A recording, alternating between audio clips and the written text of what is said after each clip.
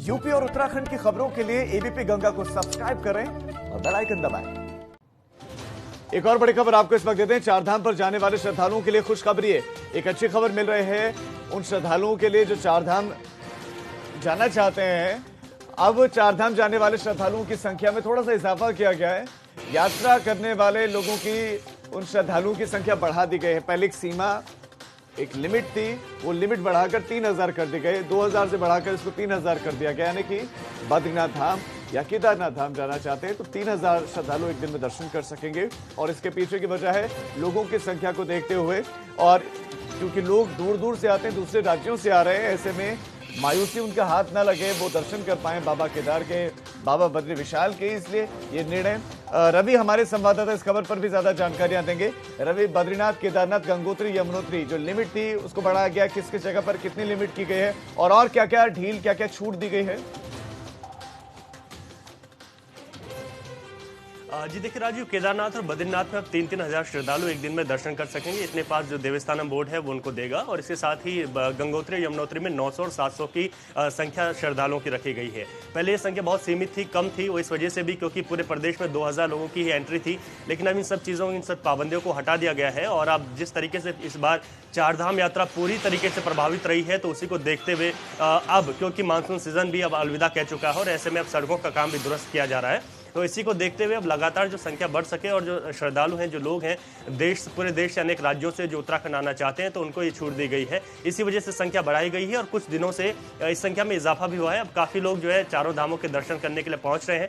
Covid की report भी उनके लिए अब जो है कंपलसरी नहीं रखी गई है। और इसके साथ ही जो यहाँ पर अगर हवाई सेवा से वो वहाँ पर दर्शन करने जाते हैं तो उसके लिए रजिस्ट्रेशन की भी आवश्यकता नहीं होगी। तो तमाम रियायतें दी गई हैं ताकि जो श्रद्धालुओं की संख्या उसमें इजाफा हो सके। और जो श्रद्धालु हैं जो इस बार जो है चारों धामों के दर्शन करने की सोच रहे हैं, प्रशासन को भी ढील देना चाहता है कि चारधाम यात्रा अपने चरम पर पहुंच सके। अब चारधाम जाने वाले श्रद्धालुओं की संख्या में थोड़ा सा इजाफा किया गया है। यात्रा करने वाले लोगों की, उन श्रद्धालुओं की संख्या बढ़ा दी गई है। पहले एक सीमा, एक लिमिट थी, वो लिमिट बढ़ाकर 3000 कर दी गई। 2000 से बढ़ाकर इसको 3000 कर दिया गया। यानी कि बद्रीनाथ धाम या केदारनाथ धाम जाना चाहते हैं तो 3000 श्रद्धालु एक दिन में दर्शन कर सकेंगे। और इसके पीछे की वजह है लोगों की संख्या को देखते हुए, और क्योंकि लोग दूर दूर से आते हैं, दूसरे राज्यों से आ रहे हैं, ऐसे में मायूसी उनका हाथ ना लगे, वो दर्शन कर पाए बाबा केदार के, बाबा बद्री विशाल के, इसलिए ये निर्णय। रवि हमारे संवाददाता इस खबर पर भी ज्यादा जानकारियां देंगे। रवि, बद्रीनाथ, केदारनाथ, गंगोत्री, यमुनोत्री जो लिमिट थी उसको बढ़ाया गया, किस किस जगह पर कितनी लिमिट की गई है और क्या क्या ढील, क्या क्या छूट दी गई है? जी देखिए राजीव, केदारनाथ और बद्रीनाथ में अब 3-3 हज़ार श्रद्धालु एक दिन में दर्शन कर सकेंगे। इतने पास जो देवस्थानम बोर्ड है वो उनको देगा। और इसके साथ ही गंगोत्री यमुनोत्री में 900 और 700 की संख्या श्रद्धालुओं की रखी गई है। पहले ये संख्या बहुत सीमित थी, कम थी, वो इस वजह से भी क्योंकि पूरे प्रदेश में 2000 लोगों की ही एंट्री थी।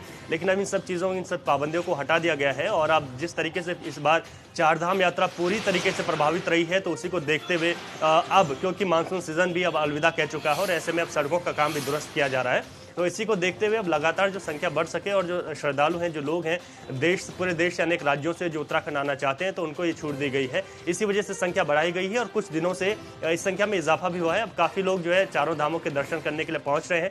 कोविड की रिपोर्ट भी उनके लिए अब जो है कंपलसरी नहीं रखी गई है। और इसके साथ ही जो यहाँ पर अगर हवाई सेवा से वो वहाँ पर दर्शन करने जाते हैं तो उसके लिए रजिस्ट्रेशन की भी आवश्यकता नहीं होगी। तो तमाम रियायतें दी गई हैं ताकि जो श्रद्धालुओं की संख्या उसमें इजाफा हो सके। और जो श्रद्धालु हैं जो इस बार जो है चारों धामों के दर्शन करने की सोच रहे हैं, प्रशासन को भी ढील देना चाहता है कि चारधाम यात्रा अपने चरम पर पहुंच सके।